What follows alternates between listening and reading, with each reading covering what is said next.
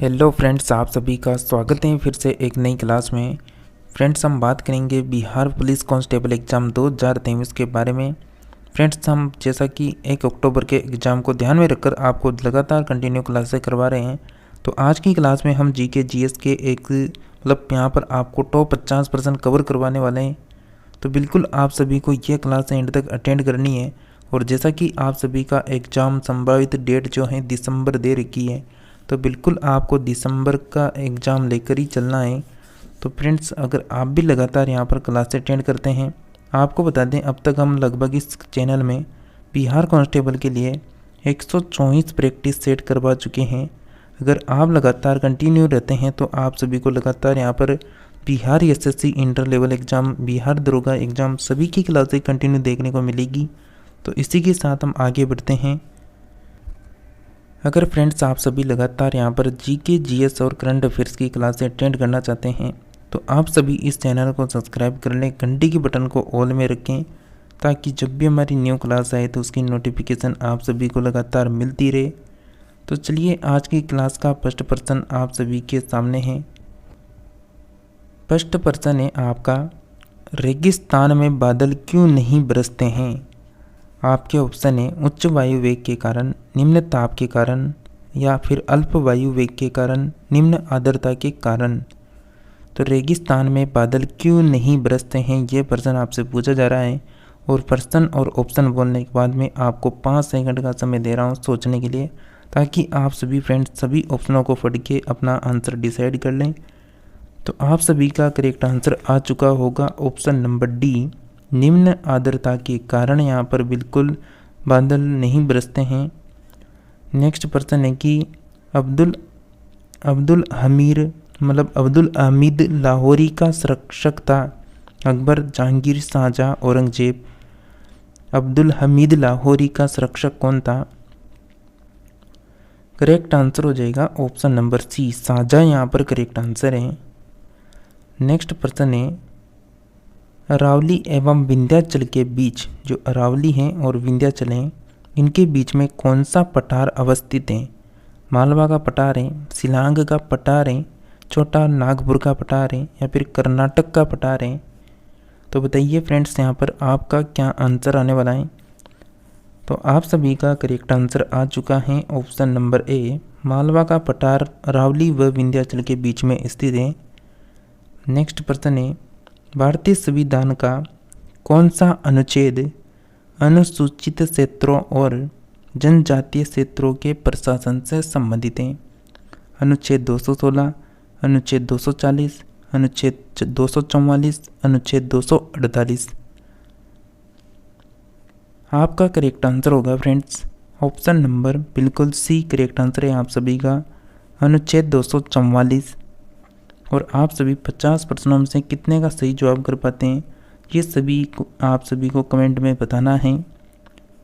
Next है, जावा एवं Sumatra किस देश में स्थित हैं? फिलीपींस में, न्यूजीलैंड में, इंडोनेशिया, या फिर जापान में? क्या आंसर आएगा आप सभी का? आप सभी का करेक्ट आंसर होगा option number C, Indonesia correct answer है। नेक्स्ट है कि लक्षद्वीप समूह कहाँ पर अवस्थित हैं? अरब सागर में, बंगाल की खाड़ी, हिंद महासागर, प्रशांत महासागर में? तो लक्षद्वीप समूह कहाँ पर स्थित हैं? करेक्ट आंसर होगा ऑप्शन नंबर ए, अरब सागर में। नेक्स्ट प्रश्न है, मुंबई हवाई किससे संबंधित हैं? इस्पात उद्योग, पेट्रोलियम उद्योग, कोयला उद्योग, या फिर जूट उद्योग से? मुंबई हाईवे किससे संबंधित है? करेक्ट आंसर होगा आप सभी का ऑप्शन नंबर बी, पेट्रोलियम उद्योग यहाँ पर करेक्ट आंसर होगा। नेक्स्ट प्रश्न है, हवाई जहाज किस मंडल में उड़ते हैं? समताप मंडल में, आयन मंडल में, मध्य मंडल में, या फिर इनमें से कोई नहीं? जो हवाई जहाज होते हैं वो किस मंडल में उड़ते हैं बताइए? तो फ्रेंड्स, आप सभी का करेक्ट आंसर होगा ऑप्शन नंबर ए, समताप मंडल में उड़ते हैं जो एरोप्लेन होती हैं। नेक्स्ट है कि भारत में श्वेत क्रांति का जनक किसे कहा जाता है? डॉक्टर वी कुरियन को, डॉक्टर एम एस स्वामीनाथन को, श्री एस एस राव को या फिर श्री मोरारजी देसाई को। तो भारत में श्वेत क्रांति, और श्वेत क्रांति किससे संबंधित हैं? तो दुग्ध उत्पादन से संबंधित हैं। इनके जनक हो जाएंगे श्वेत क्रांति के, बिल्कुल option number A doctor Verghese Kurien correct answer होगा। नेक्स्ट प्रश्न है आप सभी का, गोल क्रांति किससे संबंधित है? टमाटर उत्पादन, आलू उत्पादन, अंडा उत्पादन, गेहूं उत्पादन। तो गोल क्रांति किससे संबंधित होने वाली है फ्रेंड्स? आप सभी का करेक्ट आंसर हो जाएगा ऑप्शन नंबर यहाँ पर बिल्कुल बी, आलू उत्पादन से संबंधित है। नेक्स्ट प्रश्न है कि उत्तरी पूर्वी मानसून से सबसे अधिक वर्षा प्राप्त करने वाला राज्य कौन सा है? असम, पश्चिम बंगाल, तमिलनाडु, उड़ीसा। उत्तरी पूर्वी मानसून से सबसे अधिक वर्षा प्राप्त करने वाला राज्य कौन सा है? आपका करेक्ट आंसर हो जाएगा बिल्कुल ऑप्शन नंबर यहाँ पर सी करेक्ट आंसर होगा, तमिलनाडु। नेक्स्ट प्रश्न है, गैल्वेनोमीटर के द्वारा किसका पता लगाया जाता है? धारा का, ताप का, ऊर्जा का या फिर प्रतिरोध का। फ्रेंड्स आप सभी ने अभी तक क्लास को लाइक नहीं किया तो जल्दी से आप सभी क्लास को लाइक करके चैनल को सब्सक्राइब कर लें, घंटी के बटन को ऑल में रखें, साथ ही अपने फ्रेंड्स को शेयर जरूर कर दें ताकि वो भी इस क्लास को अटेंड कर सकें। तो आप सभी का करेक्ट आंसर आ चुका है ऑप्शन नंबर ए, धारा यहाँ पर करेक्ट आंसर हो जाएगा। नेक्स्ट है कि प्रेरकत्व का ये सही मात्रक क्या होता है? ओम, इंडक्टर, हेनरी या फिर एडिक्टिव रिएक्टर। प्रेरकत्व का जो है सही मात्रक क्या होता है? Correct answer option number C, Henry यहाँ पर करेक्ट आंसर होगा। नेक्स्ट है कि अंतर्राष्ट्रीय महिला हिंसा उन्मूलन दिवस कब मनाया जाता है? 10 नवंबर, 1 नवंबर, 25 नवंबर, 16 नवंबर। अंतर्राष्ट्रीय महिला हिंसा उन्मूलन दिवस कब मनाया जाता है? Correct answer option number C, 25 नवंबर यहाँ पर करेक्ट आंसर होगा। नेक्स्ट है कि विश्व डाक दिवस किस दिन मनाया जाता है? 21 मार्च, 4 अक्टूबर, 9 अक्टूबर, 16 अक्टूबर। बताइए फ्रेंड्स आपका क्या आंसर आने वाला है? तो विश्व जो डाक दिवस होता है फ्रेंड्स ये मनाया जाता है ऑप्शन नंबर सी, 9 अक्टूबर को मनाया जाता है। नेक्स्ट है, भारतीय संविधान का कौन सा अनुच्छेद ये कहता है कि प्रधानमंत्री की जो नियुक्ति है वो राष्ट्रपति द्वारा की जाएगी? अनुच्छेद 81(1), अनुच्छेद 59(1), अनुच्छेद 75(1) या फिर अनुच्छेद 81। बिल्कुल करेक्ट आंसर होगा आप सभी का ऑप्शन नंबर सी, अनुच्छेद 75(1) के तहत। नेक्स्ट है कि बिहार में सिंचाई का मुख्य साधन क्या है? नहरें, नलकूप हैं, कुआं हैं या फिर तालाब हैं। तो बिहार में सिंचाई का जो मुख्य साधन है बिल्कुल ऑप्शन नंबर ए, नहर यहाँ पर करेक्ट आंसर होगा। नेक्स्ट है कि शिव समुद्रम प्रपात किस नदी पर बनाया गया है? गंगा नदी, गोदावरी नदी, कृष्णा नदी, कावेरी नदी। तो फ्रेंड्स जैसा कि आपका एग्ज़ाम 1 दिसंबर को संभावित है तो बिल्कुल आप 1 दिसंबर को तैयार रहिए एग्ज़ाम के लिए। तो आपके पास अभी नवंबर का महीना पूरा बचा हुआ है, तो 30 दिन में आपकी कितने पढ़ सकते हैं उतना पढ़ने की कोशिश ज़रूर करें। तो आप सभी फ्रेंड्स का करेक्ट आंसर आ जाना चाहिए ऑप्शन नंबर यहाँ पर डी, कावेरी नदी पर शिव समुद्रम प्रपात बना हुआ है। नेक्स्ट प्रश्न है आप सभी के लिए, गौतम बुद्ध अभ्यारण्य किस जिले में स्थित है? जो गौतम बुद्ध अभ्यारण्य है वो कहाँ पर स्थित है? मुंगेर में, गया में, भागलपुर में या फिर पटना में। कौन सी डिस्ट्रिक्ट में होने वाला है गौतम बुद्ध अभ्यारण्य? फ्रेंड्स आप सभी का करेक्ट आंसर हो जाएगा गया जिले में स्थित है। नेक्स्ट है कि कैबिनेट मिशन कब भारत में आया था? फरवरी 1946, मार्च 1946, अप्रैल 1946, मई 1946। तो कैबिनेट मिशन भारत कब आया था? बिल्कुल आप सभी साथियों का करेक्ट आंसर होगा ऑप्शन नंबर बी, मार्च 1946 में आया था। नेक्स्ट है कि भारतीय इतिहास में किस शताब्दी को अंधकार युग कहा जाता है? 17वीं शताब्दी, 18वीं शताब्दी, 19वीं शताब्दी या फिर 20वीं शताब्दी? तो भारतीय इतिहास में किस शताब्दी को अंधकार युग कहा जाता है? तो अंधकार युग कहा जाता है बिल्कुल ऑप्शन नंबर बी, 18वीं शताब्दी को कहा जाता है। नेक्स्ट है कि भारतीय राष्ट्रीय कांग्रेस के प्रथम अधिवेशन में कितने प्रतिनिधियों ने भाग लिया था? 75 ने, 80 ने, 82 ने, 72 ने? तो भारतीय राष्ट्रीय कांग्रेस का जो प्रथम अधिवेशन हुआ था उसमें भाग लिया था ऑप्शन नंबर डी, 72 प्रतिनिधियों ने भाग लिया था। नेक्स्ट प्रश्न है कि विटामिन डी की कमी से होता है कौन सा रोग होता है? बेरी, क्वाशियोरकर, त्वचा रोग, सूखा रोग? तो विटामिन डी की कमी से कौन सा रोग होता है? और विटामिन डी किससे प्राप्त होता है?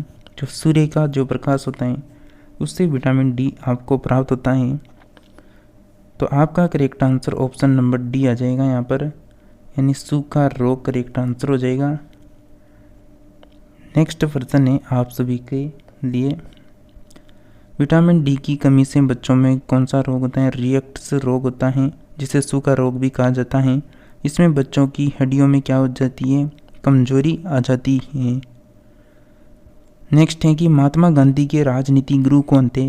गोपाल कृष्ण गोखले, बाल गंगाधर तिलक, महागोविंद रानाडे या फिर दादा भाई नारोजी? तो फ्रेंड्स आपका क्या आंसर आने वाला है? महात्मा गांधी जी के राजनीतिक गुरु आपको बताना है। करेक्ट आंसर होगा आप सभी साथियों का ऑप्शन नंबर ए, गोपाल कृष्ण गोखले यहाँ पर महात्मा गांधी जी के राजनीतिक गुरु थे।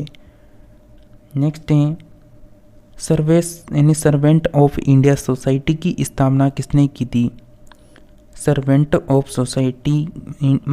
ऑफ इंडिया सोसाइटी की स्थापना सुरेश चंद्र बनर्जी, बाल गंगाधर तिलक, लाला लाजपत राय, गोपाल कृष्ण गोखले? तो फ्रेंड्स आप सभी का करेक्ट आंसर होगा option number D, Gopal Krishna Gokhale यहाँ पर करेक्ट आंसर हो जाएगा। नेक्स्ट है कि युगांतर पत्रिका किस शहर से शुरू हुआ था? चेन्नई से, पटना से, मुंबई से, कोलकाता से? जैसा कि आप सभी को पता है आपके हिंदी ग्रामर भी आती हैं जिसके 10 प्रश्न पूछे जाएंगे, आपको 10 नंबर के प्रश्न आने वाले हैं। तो बिल्कुल आपको आज की क्लास में 40 प्रश्न हम हिंदी के करवाने वाले हैं। आपको इसके बाद एक नेक्स्ट क्लास मिलेगी जिसमें आपको 40 प्रश्न हिंदी के मिलने वाले हैं, तो उस क्लास को भी अटेंड करें। इसलिए आप सभी से बार बार रिक्वेस्ट रहती है कि चैनल का जब सब्सक्राइब कर लें तो उसके पास घंटी का बटन दिखता है तो उसको ऑल में ज़रूर करें, ताकि जो भी बिहार कांस्टेबल एग्ज़ाम के लिए, Bihar SSC inter level exam के लिए, बिहार दरोगा के लिए जो भी क्लासें आती हैं उन सभी की नोटिफिकेशन आप सभी फ्रेंड्स को लगातार मिलती रहे। तो आप सभी का करेक्ट आंसर हो जाएगा ऑप्शन नंबर यहाँ पर डी, कोलकाता यहाँ पर करेक्ट आंसर होगा। विद्युत धारा का चुंबकीय प्रभाव सर्वप्रथम किसने अवलोकित किया था? हेनरी ने, ओरेस्टेड ने, फेराडे ने या फिर वोल्टा ने?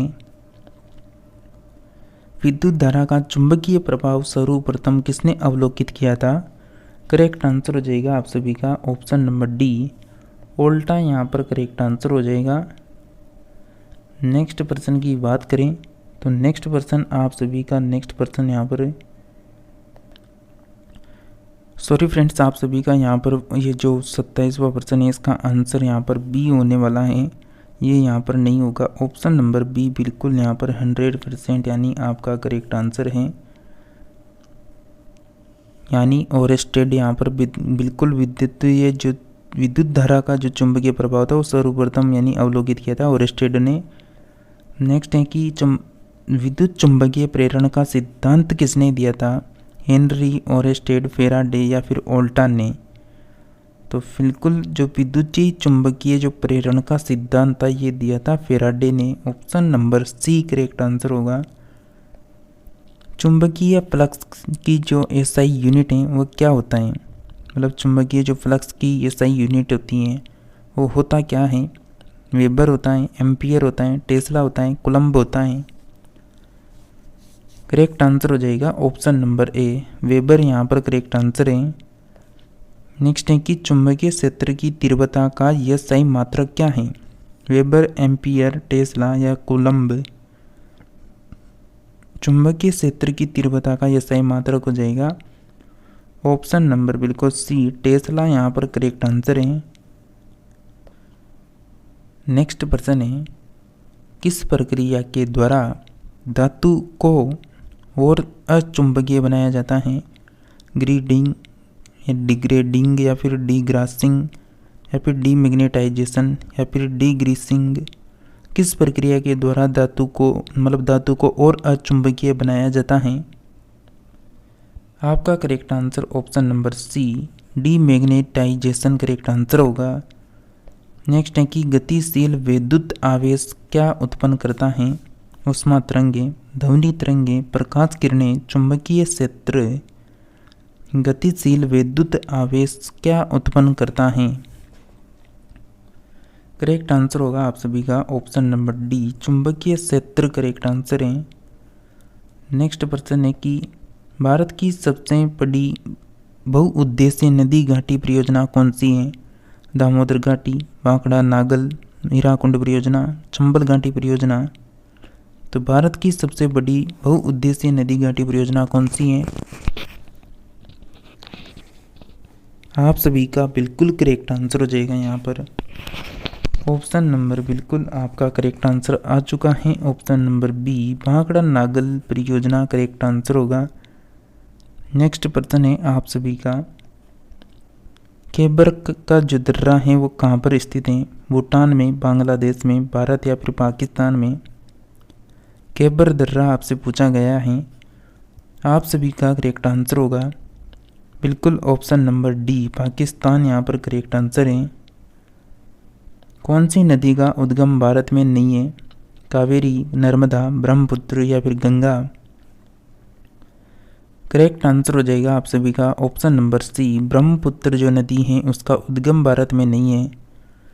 नेक्स्ट है कि कंप्यूटर तथा टाइपराइटर के लिए इस्तेमाल की जाने वाली कीबोर्ड की क्वेट्री शैली या विधि का आविष्कार किसने किया था?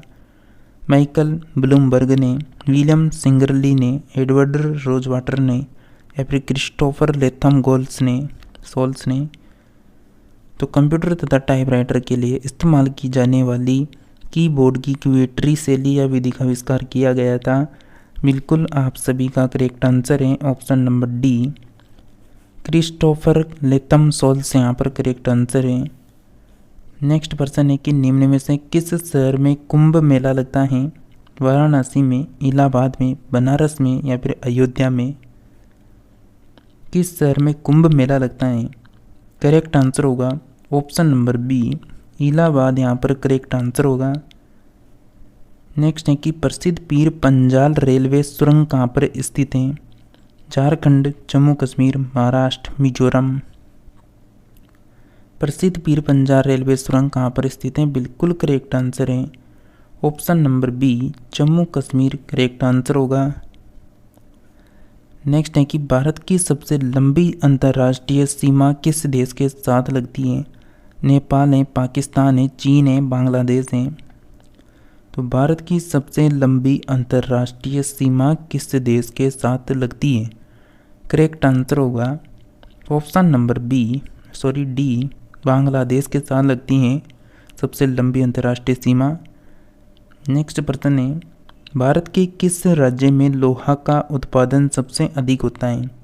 आंध्र प्रदेश, झारखंड, छत्तीसगढ़, उड़ीसा? आपका करेक्ट आंसर होगा ऑप्शन नंबर डी, उड़ीसा यहाँ पर करेक्ट आंसर है।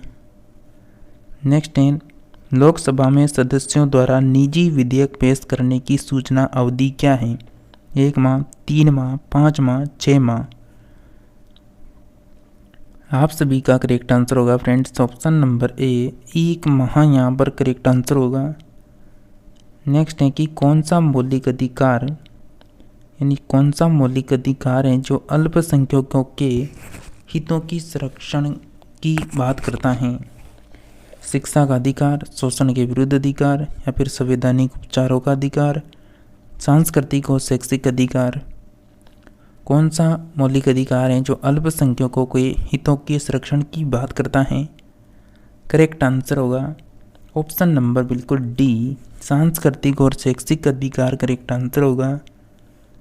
नेक्स्ट प्रश्न है, मेक इन इंडिया कार्यक्रम कितने वर्षों पर केंद्रित है?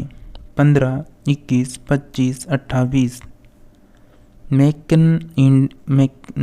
इन इंडिया जो कार्यक्रम है ये कितने क्षेत्रों पर केंद्रित है? करेक्ट आंसर होगा ऑप्शन नंबर सी, 25 यहाँ पर करेक्ट आंसर है। नेक्स्ट है, कायाकल्प और शहरी परिवर्तन के लिए अटल मिशन किस मंत्रालय के अधीन है? आवास और शहरी मामले, मानव संसाधन विकास, स्वास्थ्य और परिवार कल्याण या फिर गृह मंत्रालय? कायाकल्प और शहरी परिवर्तन के लिए अटल मिशन किस मंत्रालय के अधीन है? करेक्ट आंसर होगा फ्रेंड्स ऑप्शन नंबर बिल्कुल ए, आवास और शहरी मामले यहाँ पर करेक्ट आंसर है। बिल्कुल फ्रेंड्स, इसी तरह का प्रश्नों का लेवल रहने वाला है आपके एग्जाम में, तो बिल्कुल आप सभी रोजाना इस क्लास को 10 बजे अटेंड कर सकते हैं।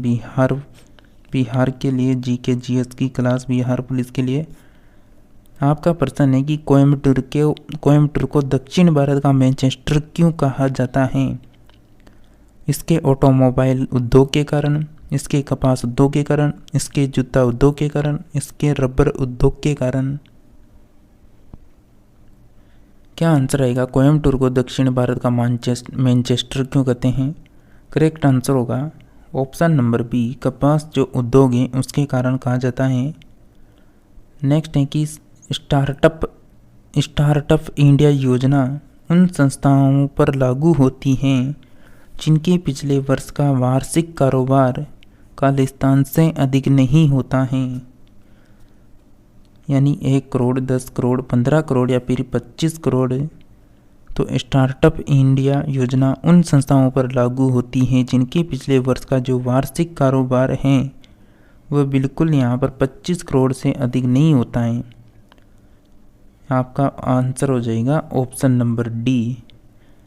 नेक्स्ट है कि विज्ञान भवन नई दिल्ली में प्रधानमंत्री मोदी द्वारा औपचारिक रूप से मेक इन इंडिया पहल की शुरुआत कब हुई थी? 15 अगस्त 2014, 25 सितंबर 2014, 2 अक्टूबर 2014, 14 नवंबर 2014।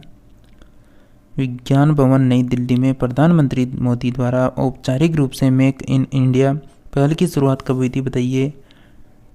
करेक्ट आंसर हो जाएगा ऑप्शन नंबर बी, 25 सितंबर 2014 करेक्ट आंसर है। नेक्स्ट प्रश्न है आपका, जिस ग्रह का उपग्रह नहीं है वह कौन सा है? मंगल, वरुण, प्लूटो, बुध? करेक्ट आंसर होगा बिल्कुल ऑप्शन नंबर यहाँ पर डी करेक्ट आंसर हो जाएगा, बुध यहाँ पर करेक्ट आंसर है। नेक्स्ट प्रश्न है कि निम्नलिखित में से निम्नलिखित प्रकार के किस विद्युत चुंबकीय विकिरण में सबसे लंबे तरंग दैर्ध्य होते हैं? ऑप्शन है पराबैंगनी किरणें, गामा किरणें, रेडियो तरंगें, रक्त तरंगें। निम्नलिखित प्रकार की किस विद्युतीय चुंबकीय विकिरण में सबसे लंबे तरंग दैर्ध्य होते हैं? आप सभी का करेक्ट आंसर होगा ऑप्शन नंबर सी, रेडियो तरंगें करेक्ट आंसर होगा। नेक्स्ट है कि निम्नलिखित में से कौन एक नाइट्रोजन उर्वरक नहीं है? अमोनियम सल्फेट, कैल्शियम साइनामाइड या फिर सुपरफास्फेट ऑफ लाइम या फिर यूरिया? एक नाइट्रोजन उर्वरक नहीं है यहाँ पर, आपको वो देखना है। आपका करेक्ट आंसर हो जाएगा option number C, superphosphate of lime correct answer होगा। नेक्स्ट प्रश्न है, अंतिम प्रश्न है, नमक को बर्फ के साथ मिलाने से हिमांक घटता है, वृद्धि होती है, अप्रभावित रहता है, पहले घटता है फिर वृद्धि होती है?